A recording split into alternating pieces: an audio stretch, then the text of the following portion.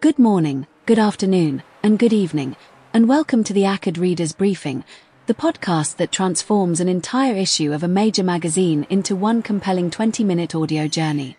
Today, we open the pages of the July 2026 issue of History of War, an issue filled with legendary aircraft, covert operations, forgotten heroes, and battles that changed the course of history. At the center of this month's edition is the Avro Lancaster. The cover story, Avro Lancaster, Rise of an Icon, takes us into the world of Britain's most celebrated heavy bomber. The cover image captures not only the imposing aircraft itself, but also the men who flew it, young aircrew preparing to cross enemy territory in one of the most dangerous campaigns of the Second World War. But the Lancaster is only the beginning. We will also follow the Polish Home Army as it carries out an extraordinary operation to seize and examine a German V-2 rocket. We will explore how the Korean Peninsula might have developed under a radically different outcome. We will uncover the story of Vernon Baker, whose courage was recognized with the Medal of Honor only decades after the battle in which he earned it. And finally, we will travel to the Mediterranean, where British aircraft descended upon the Italian fleet during the Battle of Taranto, a daring raid that helped redefine naval warfare. These are the major stories of this issue. Together, they reveal how technology, courage, timing, and chance can shape the outcome of war and the way history remembers it. 1. How did the blurred commitments of 1914 magnify miscalculation and carry the same kind of danger into the present? 2. If the United States had withdrawn from the Korean Peninsula and the Pusan perimeter had fallen, how might the Cold War and nuclear proliferation have changed? 3. How did industrial scale, pilot training, and radar direction allow aircraft carriers to eclipse battleships and reshape power at sea? 4. How did invented organizations and forged leaflets prepare the ground for Britain's overt diplomacy in post-imperial Africa? 5. From party slogans to conduct in power, what was the real structure of Nazi ideology? 6. How did the Polish Home Army seize an intact V-2 rocket and send it to Britain? 7. How did 21 Swordfish biplanes cripple the Italian battle fleet in a single night? The issue moves from alliance commitments, alternative outcomes of war, covert propaganda, Nazi ideology, and historic turning points to carrier warfare, the Taranto raid, Lancaster engineering, the intact V-2 rocket, the survivors of the Dams raid, battlefield courage, industrial transport, civil defense, and the ways war is narrated, compared, and preserved in public memory. Next, let us look at the article briefings in this issue. Section 1. Systemic risks of war and political narratives. 1.1. Unpredictable allies. The worst alliance was often the one that made the overall setting much messier. When relationships rested on understandings, friendships, and pseudo-alliances rather than binding agreements, they diluted the deterrent effect that alliances were supposed to have and made great power war more likely. Westad warned that the uncertainty created around the North Atlantic Treaty Organization had already become a serious problem, while the United States still lacked a clear statement of how it would respond to aggression, especially against Taiwan. Rigid nationalism and interest-based politics made governments less able to retreat in a crisis, and highly efficient weapons shortened decision time, so the risk of rapid escalation was higher than before. The Triple Alliance included Germany and Austria-Hungary, with Italy joining in 1882, but Italian participation soon became nominal and the German-Austrian relationship was also unstable. The Triple Entente had similar problems. Britain offered France only verbal commitments and high-level military consultation, so France expected rather than knew that Britain would fight. Britain preserved diplomatic flexibility but sacrificed international stability, leading Kaiser Wilhelm II to assume that a quick German victory could keep Britain out. After the assassination of Archduke Franz Ferdinand, uncertainty generated assumptions that prevented de-escalation. The Austrian ultimatum to Serbia, the declarations of war by Austria, Russia, and Germany, the Schlieffen Plan, the invasion of Belgium, and Britain's declaration of war turned those assumptions into one of history's most catastrophic conflicts. 1.2. What if United States forces had retreated from Korea? The decisive point in this alternative timeline was not Incheon but Pusan. Robert Farley argued that the Pusan perimeter could have become the point at which the United States lost the war, because a North Korean breakthrough would have occupied almost all of South Korea, forced its government into exile, and made the Incheon landing extremely unlikely. The perimeter survived only because the ground forces continued to receive naval and air support. The background reached back to the division of Korea after Japan's surrender in 1945. North Korea launched its larger offensive with Soviet approval but without direct Soviet support, swept south, captured Seoul, and drove the poorly equipped and inadequately trained Task Force Smith and South Korean forces back to Pusan.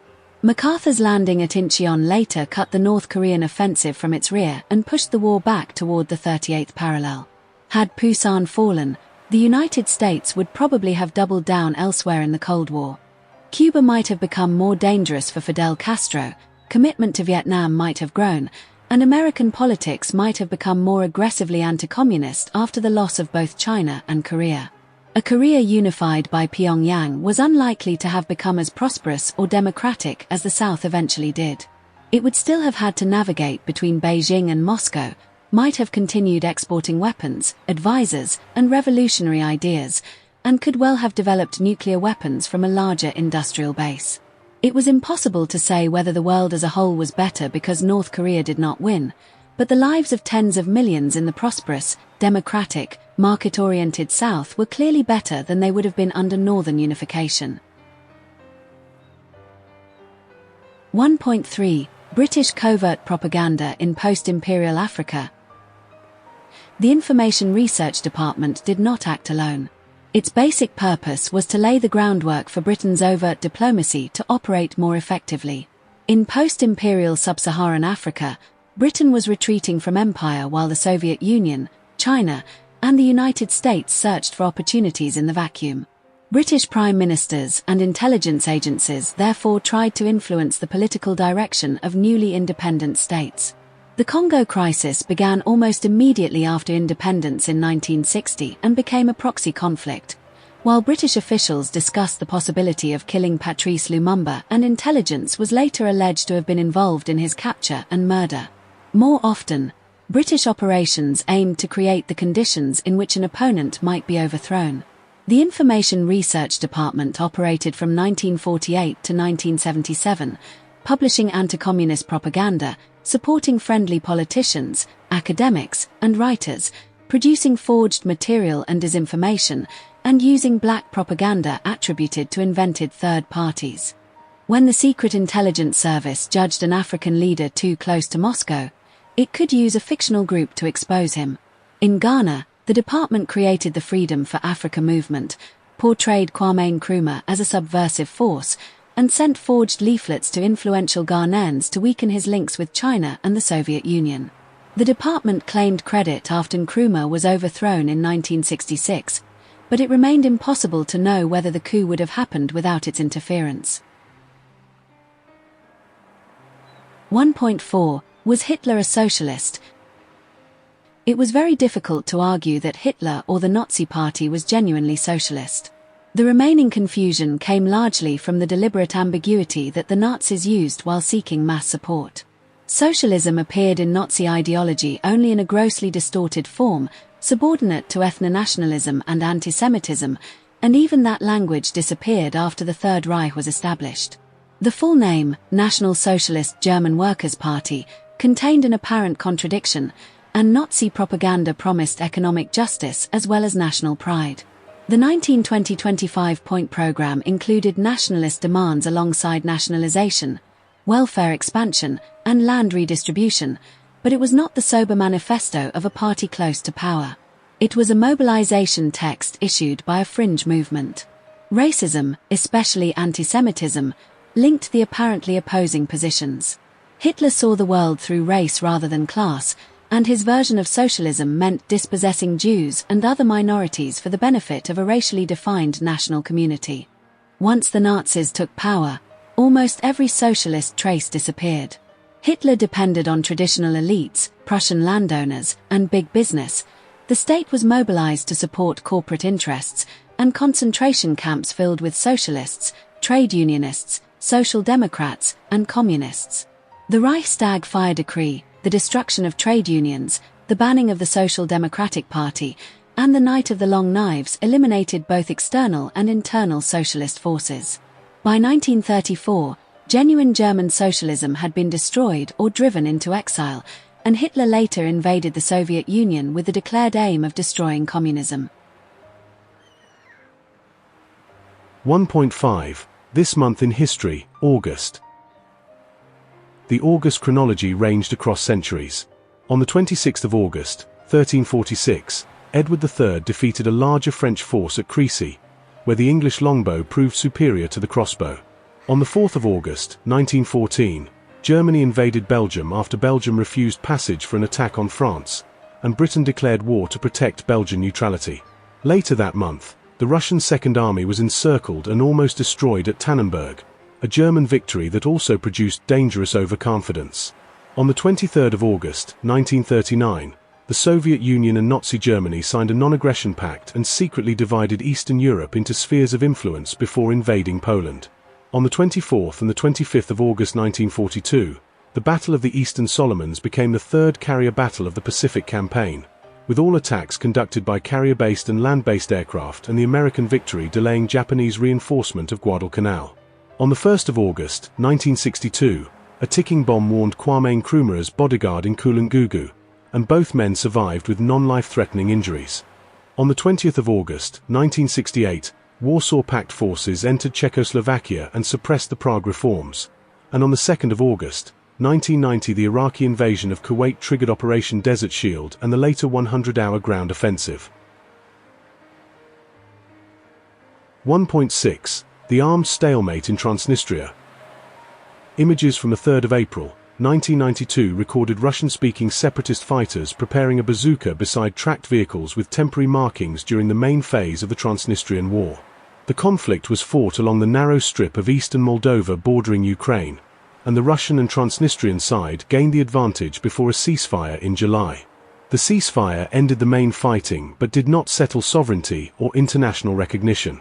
Transnistria operated through its own institutions as a de facto independent entity, while the international community continued to regard it as part of Moldova.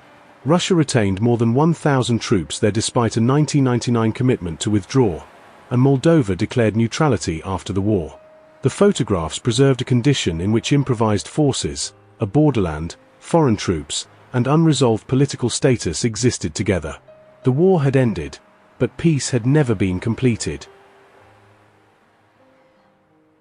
1.7. The captured Messerschmitt Me-262 jet fighter.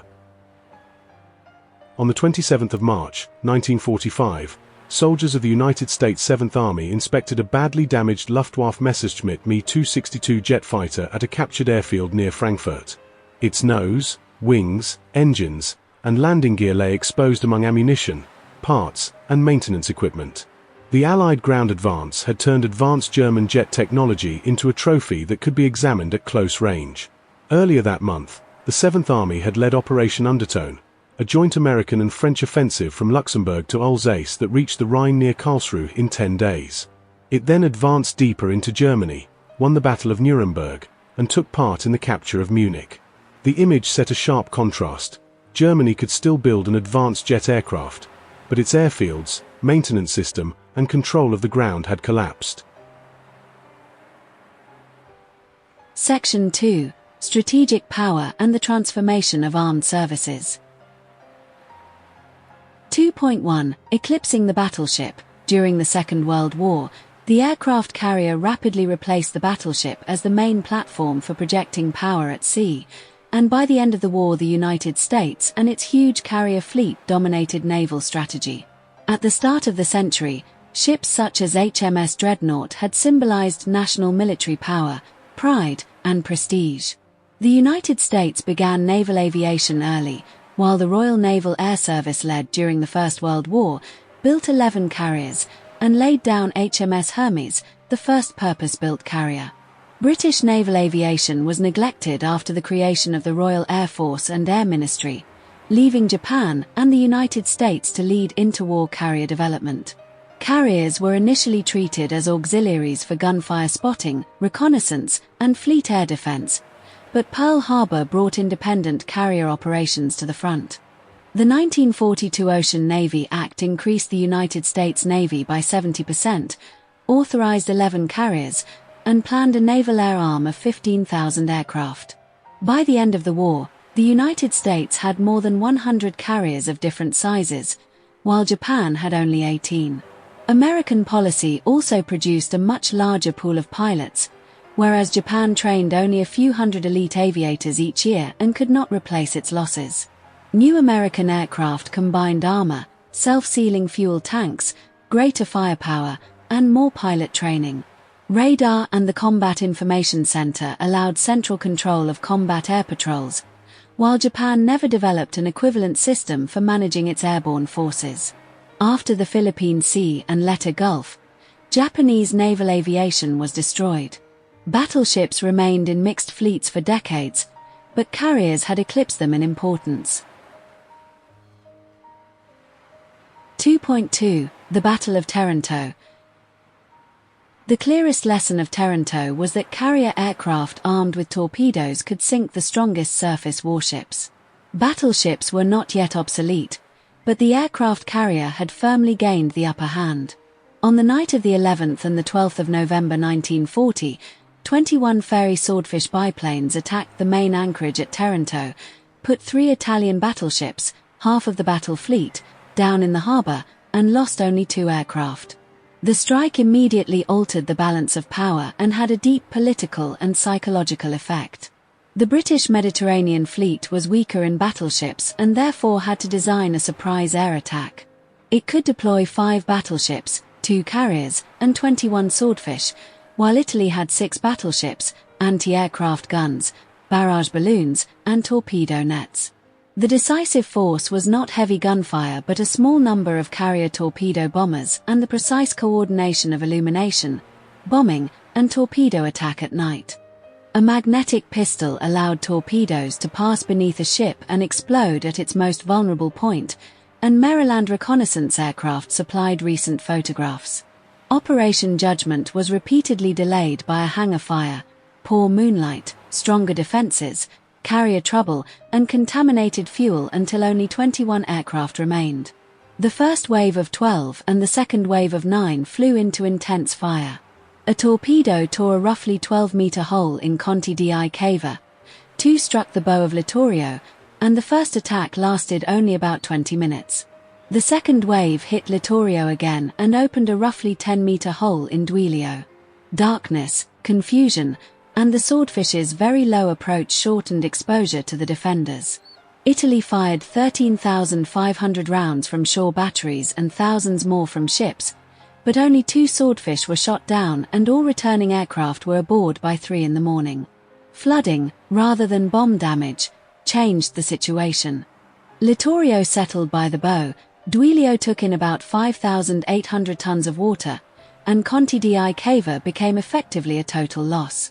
The raid did not permanently imprison the whole Italian fleet, but it reduced battleship strength, forced greater caution, encouraged Britain during the Blitz, and humiliated Italy. 2.3 Avro Lancaster, Rise of an Icon. The Avro Lancaster made an immense contribution to Allied victory, and from nose to tail it was a superb piece of engineering. Air Marshal Sir Arthur Tedder called it an afterthought that became one of the most successful and effective bombers of the war. It became the most produced of the Royal Air Force's 3 heavy bombers and the most numerous aircraft in Bomber Command by the end of the conflict, while modifications allowed it to carry heavier specialist weapons with unusual precision. Its story began with the 1936 P.1336 medium bomber requirement and the troublesome Rolls-Royce Vulture engine. Avro's simple and rugged design included an optional extended bomb bay. When the twin-engined Manchester remained underpowered, Roy Chadwick's team converted the design into a 4-engined heavy bomber. Roy Dobson showed that the outer wings could be replaced and 2 Merlin engines added while most of the design, tooling, machinery, and production line remained unchanged. The first 3 Lancaster BAs reached No. 44 Squadron on Christmas Eve 1941, and the aircraft flew its first operation in March 1942. Early Bomber Command navigation was poor, with only 1/3 of crews claiming to have found the target dropping within 5 miles. But by 1944 the command had become a vast and sophisticated system of bomber streams, radar, radio signals, and pathfinder markers. Strategic bombing did not deliver the single knockout blow promised before the war, but it inflicted devastating damage and forced Germany to divert enormous resources. By the end of 1943, Germany had about 55,000 anti-aircraft guns, more than half of its radio and radar equipment, and more than 2 million people committed to home defense. By the end of 1944, bombing had left tank, aircraft, and motor vehicle production far below plans and had badly disrupted the railway system. A total of 7,377 Lancasters were built, and the basic airframe changed very little while its strong structure supported the upkeep bouncing bomb, tallboy, and Grand Slam. 17 complete original Lancasters survived, 2 remained airworthy, and the type continued in maritime patrol, photographic reconnaissance, and other roles after the war. Its specialized missions made it legendary, but its greatest contribution came with Bomber Command's main force, where about 125,000 aircrew served and about 57,000 died. The long bomb bay was crucial, but it mattered only because the airframe and Merlin engines also supplied speed, strength, and maneuverability.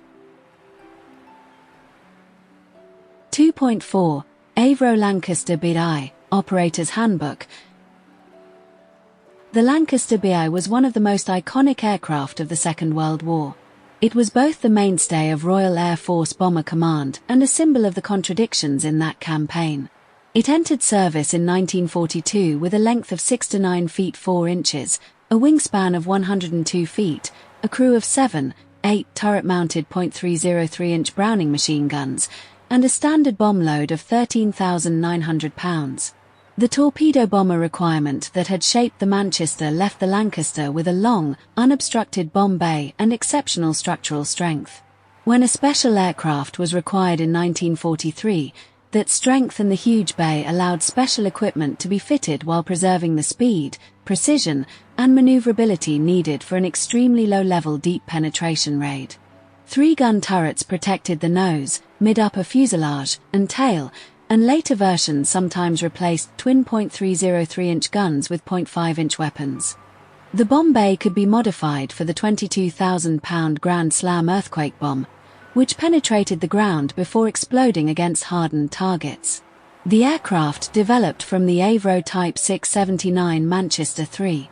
An early 3-fin tail gave way to the familiar twin-fin arrangement, while 4 reliable Merlin engines replaced the failure-prone Vultures.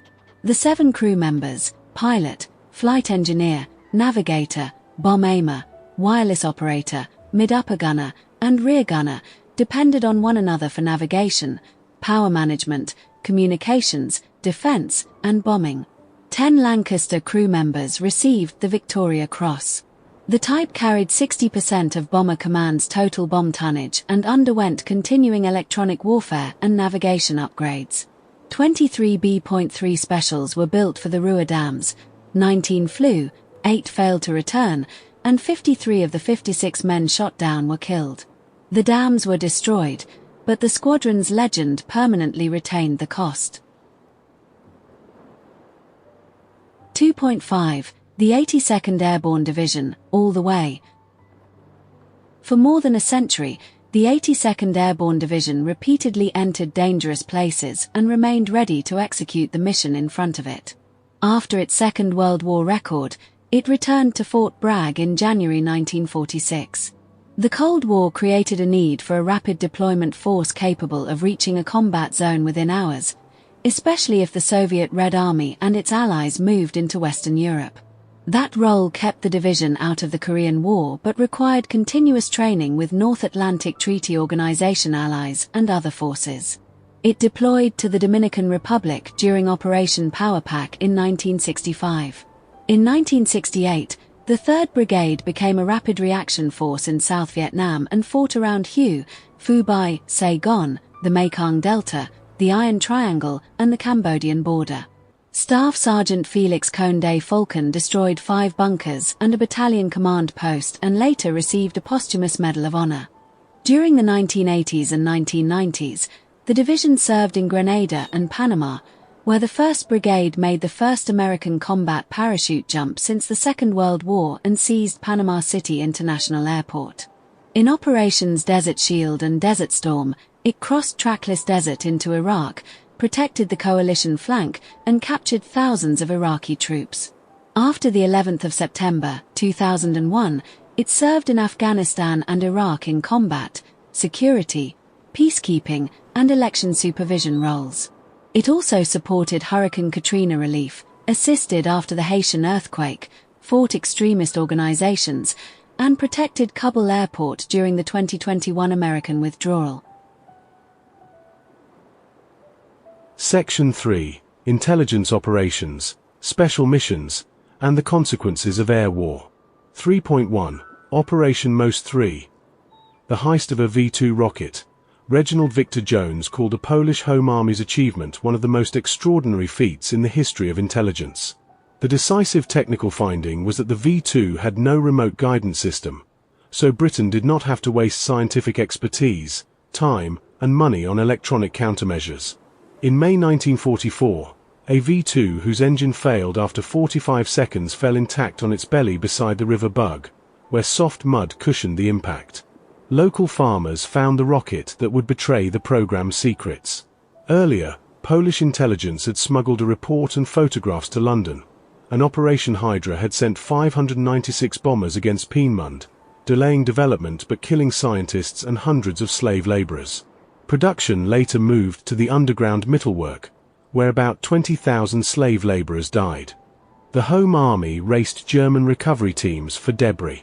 3-man bicycle teams dug, bagged, and guarded parts, stayed no more than 20 minutes at a crash site, and used disguises so inventive that one courier baked a valve into a loaf of bread. Engineers registered the components in a clandestine Warsaw laboratory, but Guy Walters stressed that only a complete rocket could show how the entire system worked. Villagers covered the intact V-2 with cut vegetation. The Home Army divided it into sections by night, and Antony Cockburn concluded that the technology was too advanced for them and had to be sent to London.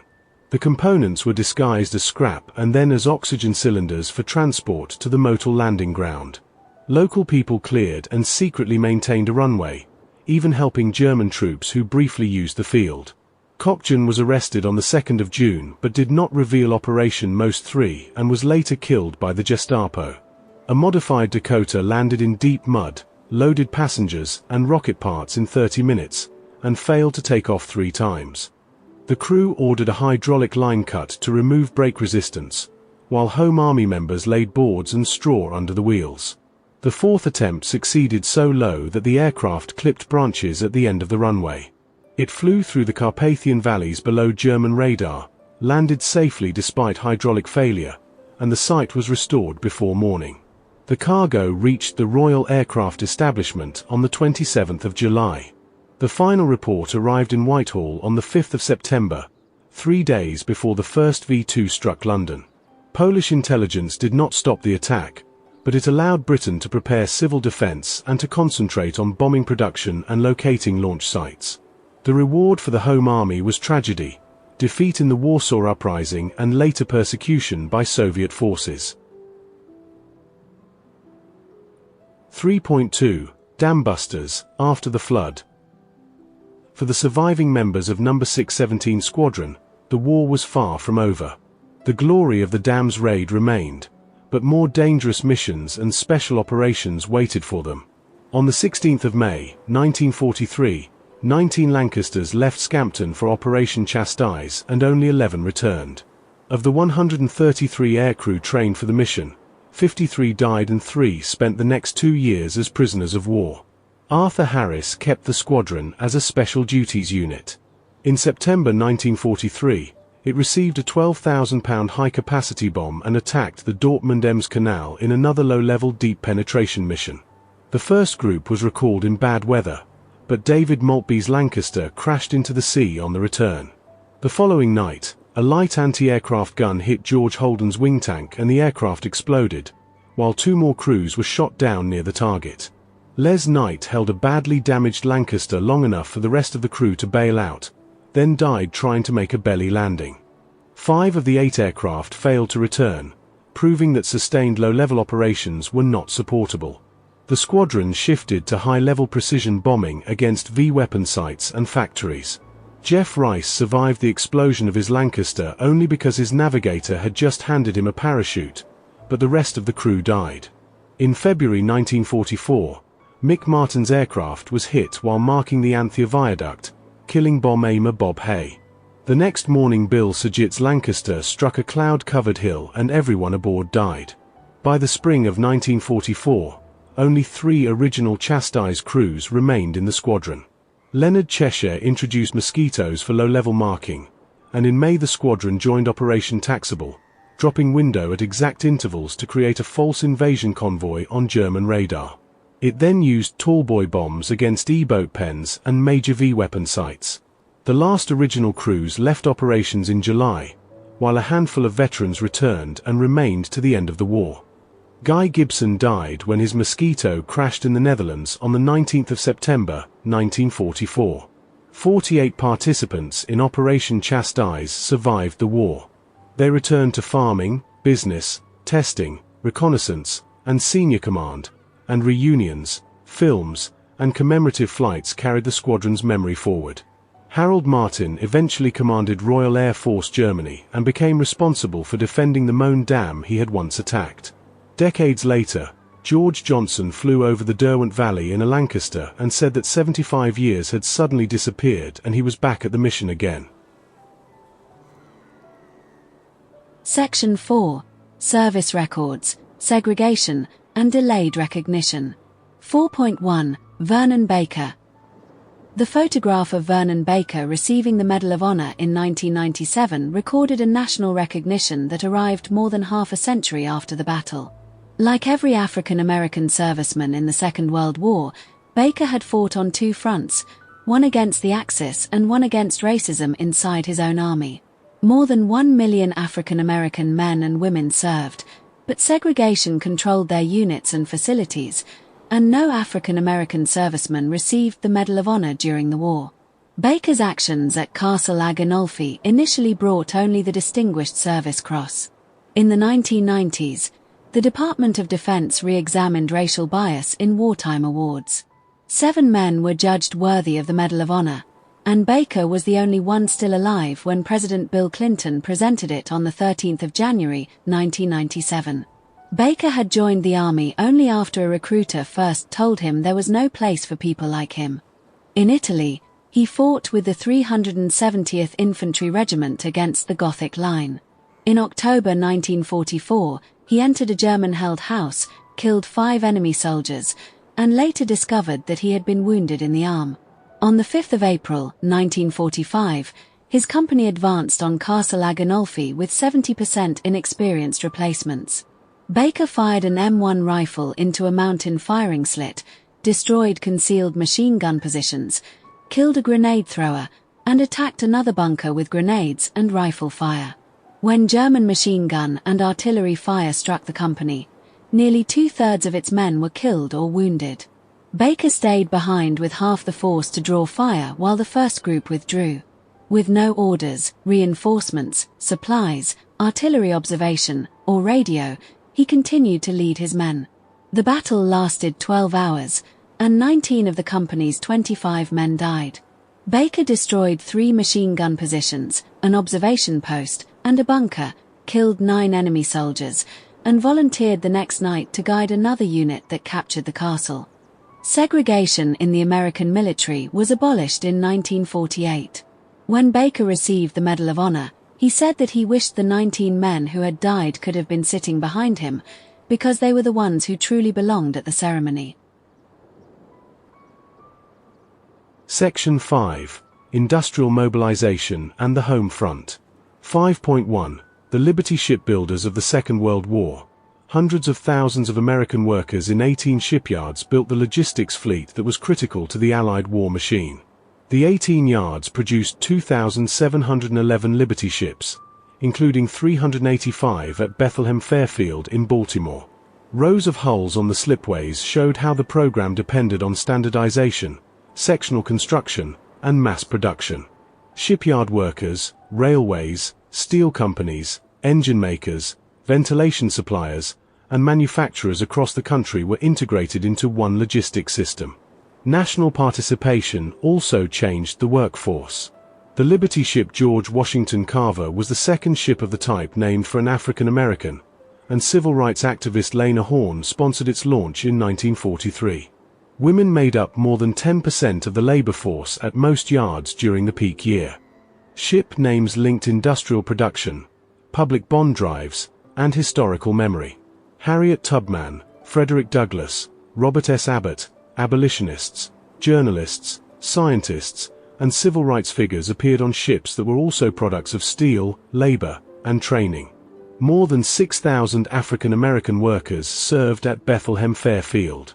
Richmond's assembly line methods broke complex work into trainable jobs and allowed inexperienced workers to learn welding, riveting, and other trades. Workers also armed the vessels. Liberty ships normally carried a 4-inch stern gun for use against surface submarines, and in September 1942 Stephen Hopkins used its gun to become the only Liberty ship to sink a surface combatant. 5.2. The Blitz Fire Commanders Medal Group. The commander of the Order of the British Empire Medal Group belonged to Major General Frank Whitford Jackson, a First World War veteran who commanded the London Fire Brigade during the Blitz. His citation said that he coordinated the largest task of its kind in the world and controlled all London firefighting resources, including 3,000 appliances. The brigade and the auxiliary fire service faced mass fires and firestorms from German bombing. In the first 22 days alone, they dealt with an estimated 10,000 fires, and 327 London firefighters died during the campaign. Jackson's greatest test came on the 29th of December, 1940, the night known as the Second Great Fire of London. About 100,000 bombs fell on the city, and an incendiary pierced the dome of St. Paul's Cathedral. Churchill ordered Jackson to save St. Paul's at all costs because its destruction might break public morale. Surrounded by flame and rubble, Jackson and his men held the damage to a minimum, although 16 firefighters died and 350 were badly injured that night. The medal group later sold for £16,000, and all proceeds went to the firefighters' charity that Jackson had helped establish before the Blitz. Section 6. Public Memory, Film, and Military Reading. 6.1. Dunkirk. The film was immersive and painstakingly detailed, but some of its changes still differed from the historical record. Dunkirk was a military defeat, even though the evacuation became a logistical victory and a major lift to public morale. The small boat fleet made an extraordinary contribution, saved trained manpower, strengthened the political will to continue resisting, and helped create the later public memory of the Dunkirk spirit. Christopher Nolan's film followed the evacuation of more than 300,000 Allied troops from the French beaches in 1940 through 3 strands: the beach, the sea, and the air. Hans Zimmer's score connected the mounting tension, and the film won Academy Awards for editing, sound mixing, and sound editing while earning more than $500 million worldwide. German propaganda leaflets were indeed dropped, but the design shown in the film was inaccurate. Most characters were fictional or composite figures based partly on real people. About 700 small craft and 43 Allied destroyers took part in the evacuation. Air combat between Spitfires and Messerschmitt Bf-109s was real, but the yellow nose markings shown in the film became common only after Dunkirk. Troops on the beach genuinely believed that the Royal Air Force had abandoned them because they could not see the fighting over the channel. Without the small boats, many more troops would have remained in France and become prisoners. British civilians initially knew little of the disaster, and cheering crowds at railway stations met not an undefeated army but dirty, exhausted, and wounded soldiers. Dunkirk did not reverse the catastrophic defeat in France, but it preserved the human core from which Britain rebuilt an army and later returned to Europe. 6.2. Who were the best generals on the Eastern Front? Robert Forczyk did not judge generals only by final results. He asked how fully they applied the principles of war, and the officers who used those principles most consistently received the highest ratings. That approach produced unexpected choices. Zhukov and Guderian benefited from post-war memoirs and heroic reputations, but both were strong self-promoters and had major limitations in their direct commands. Lesser-known figures such as Konv, Tolbukin, Yeryomenko, von Bock, von Kleist, and Model ranked highly because they applied the principles more steadily and produced more operational results. A central principle was unity of command. At the start of the German-Soviet War, the Red Army deliberately abandoned it by giving political commissars deep involvement in military decisions. Dual command slowed decisions and intimidated commanders. Germany initially allowed operational freedom, but Hitler's growing micromanagement destroyed flexibility by 1943. After Kursk, Stalin ended dual command and gave senior commanders more room, helping explain the Red Army's later improvement. The Kremlin nevertheless continued to fear a popular white horse general who might challenge political authority. The Soviet system depended on mass and high industrial output, but modern Russia could no longer generate the same scale while basic training, initiative, morale, and logistics remained weak. Forchik argued that recent troops were often sent into battle after very short preparation and that the army still preferred obedience over lower-level initiative. Applied to the Western Front, the same standards would also place many American, British, and French army commanders low until the Allies accumulated large-scale command experience. 6.3. A rich harvest of bitter fruit. Albania had long appeared as an outlier and enigma in post-war Europe. After communist partisans liberated the country, Enver Hoxha created a Marxist-Leninist state that moved from Yugoslavia to the Soviet Union, then China, and finally prolonged isolation. Stephen Long examined a little-known but important period in the late 1940s and early 1950s. Britain and the United States first considered regime change, then used Hoxha's Albania as a test bed for anti-communist intelligence work deep inside hostile territory. Between 1949 and 1955, the Secret Intelligence Service and the Central Intelligence Agency trained and infiltrated agents, used leaflets and radio against the regime, and dropped food and supplies. The book explained why the West targeted Hoxha, how a covert organization was built, and how missions involving intelligence officers, agents, and the Albanian secret police repeatedly ended in tragedy. Many operations were betrayed and many agents died. Its chronology, notes, biographical material, and index restored a neglected Cold War frontier to the historical record and tried to explain why the missions were exposed. 6.4. 1942, Hitler's Gamble for Victory. By the end of 1941, Operation Barbarossa had failed, but Rommel was still winning in North Africa. In 1942, Hitler went for broke and tried to win the war before the end of the year, only to suffer catastrophic defeats at Stalingrad and El Alamein. Richard Hargreaves connected Case Blue in the Soviet Union with Rommel's advance toward Egypt as parts of a single attempt to achieve final victory. The Eastern Campaign consumed most of the available German manpower and equipment, while North Africa received too few forces and too little supply. Malta, together with Allied aircraft, ships, and submarines, repeatedly cut Rommel's lifeline from Italy.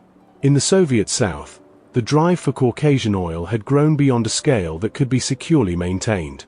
Letters, diaries, and memoirs allowed soldiers and women to form the book's backbone. German troops moving toward Astrakhan encountered a seemingly unknown world, while soldiers in North Africa endured flies, heat, and shortages. The book also gave a voice to Romanian, Italian, and Hungarian troops, allies of the Third Reich who were drawn into destruction in 1942 and often neglected in later narratives. 6.5. Hounds of the Pacific. The explosion of the destroyer Shaw at Pearl Harbor became one of the most memorable images of the 7th of December, 1941.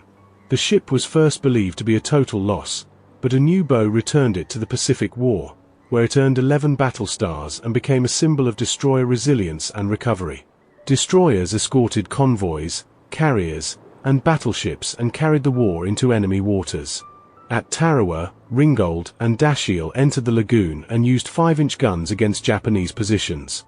Destroyers hunted submarines with depth charges, fought aircraft with anti-aircraft guns, and sometimes accepted sacrifice against overwhelming odds. At Letair, Johnston, Hull, and Heermann entered naval memory by defending the escort carriers of Taffy 3 with extraordinary courage. Off Okinawa, radar picket destroyers absorbed the main force of kamikaze attacks. Hugh W. Hadley was struck by several suicide aircraft and badly damaged, but shot down 23 enemy aircraft during a battle lasting 100 minutes and survived. Andrew Fulton's book traced the American destroyer in the Pacific through class development, design, and combat. 6.6 Revolutionary War Propaganda and Conversations with an Executioner. The controversy over media influence was not new. George Goodwin examined propaganda before and during the American Revolution. The Boston Newsletter began continuous publication in 1704, and later colonial newspapers freely reprinted reports while openly advancing the politics of their publishers. They became crucial tools in the weaponization of information. Audiences were fed chosen narratives, unwanted facts were hidden, and alternative facts supporting a cause were magnified or invented. Goodwin also showed how George Washington treated information as an extension of military power. The traditional figure who could not tell a lie appeared instead as a highly accomplished editor of the truth, and the book followed the pen and the printing press into war. Conversations with an Executioner began in post-war Warsaw. The resistance fighter and journalist Kazimierz Moczarski was imprisoned by the communist secret police and wrongly accused of being an enemy of the state. He spent 255 days in a cell with SS General Jürgen Stroop, who had destroyed the Warsaw Ghetto and caused more than 50,000 deaths. Awaiting execution, Stroop discussed his life, beliefs, and crimes without remorse. Moczarski's account exposed the terrifying ordinariness behind ideological evil and showed how an ambitious bureaucrat became a mass killer. It also showed how political systems exploited resentment, grievance, conformity, obedience, and career ambition. Moczarski wrote with calm, clarity, and force but did not live to see his achievement fully recognized. All right, we are now ready to enter today's main program. Before we do, please like, save, and share this episode so that other people who need it can also see today's content and become better versions of themselves. Thank you. You can now use the timeline in the video description or the pinned comment to find the articles that interest you and listen to them in depth.